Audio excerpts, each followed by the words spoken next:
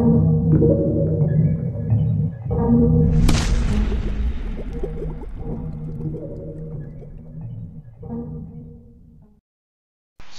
selamat pagi Bapak Ibu yang terkasih.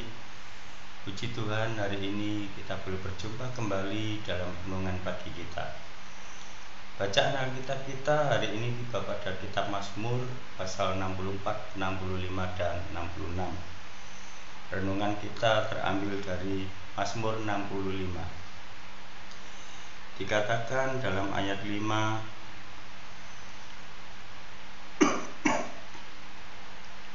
berbahagialah orang yang engkau pilih dan yang engkau suruh mendekat untuk diam di pelataranmu. Kiranya kami menjadi kenyang dengan segala yang baik di rumahmu, di baitmu yang kudus. Judul renungan kita adalah bersyukur karena berkat Tuhan. Bapak Ibu yang terkasih, kitab Mazmur 65 ini merupakan ungkapan atau nyanyian syukur Raja Daud atas kemurahan hati Allah. Nyanyian ini juga berkaitan dengan perayaan pengucapan syukur di bait suci, yang mana umat sangat bersyukur dengan pekerjaan Allah yang menyatakan kasih yang universal, menyelamatkan orang yang tertindas, dan menguatkan mereka untuk kembali semangat memuji Tuhan.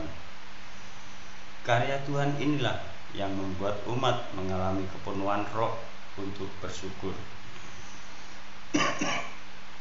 Bapak Ibu yang terkasih, hidup adalah anugerah dan berkat bagian dari kasih karunia Tuhan. Bersyukur adalah respon iman yang lahir dari pengetahuan akan kebaikan Tuhan dan berbuah dalam tindakan memuliakan Tuhan. Seperti perkataan Yakobus dalam pasal 2 ayat 26, iman tanpa perbuatan adalah mati. Iman sekedar pengetahuan adalah iman yang mati.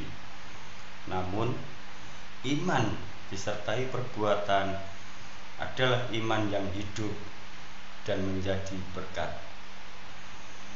Demikianlah juga yang diungkapkan dan dilakukan oleh Raja Daud, sang pemazmur, berdasarkan pengalaman imannya bersama Tuhan. Sebuah perjalanan hidup yang benar-benar diproses dan dibentuk menurut kasih karunia Tuhan. Tidak mudah dilalui dan sukar untuk dijelaskan, namun indah ketika dipahami dengan iman. Suka duka, susah senang bagi pemazmur adalah warna kehidupan. Yang pasti, Tuhan tidak membiarkan siapapun yang memohon pertolongannya. Dengan proses seperti itu, iman Raja Daud semakin bertumbuh dewasa, menyikapi setiap persoalan kehidupan, dan cara satu-satunya menghadapi semua itu adalah dengan bersyukur.